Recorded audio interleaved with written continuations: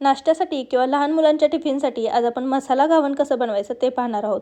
Mixer जारमध्ये 1 वाटी मी तांदळाची पिठी घेतली आहे. त्याच वाटीने पाव वाटी रवा घेतला आहे. थोडं थोडं पाणी घालून हे व्यवस्थित पीठ मिक्स करून घ्यायचं. घावणाच्या बॅटरसारखं झालं की मिक्सर जारला झाकण लावून एकदा हे फिरवून घ्यायचं. 1-2दा फिरवून झालं की हे बॅटर एका बाउलमध्ये काढून घ्यायचं. आता यामध्ये चवीनुसार मीठ घालायचं, बारीक चिरलेली कोथिंबीर, कांदा, टोमॅटो आणि हिरवी मिरची घालायची. ही व्यवस्थित मिक्स करून घ्यायची. यामध्ये तुम्ही तुमच्या आवडीनुसार भाज्या घालू शकता, बारीक चिरलेला गाजर किंवा किसूनही घालू शकता.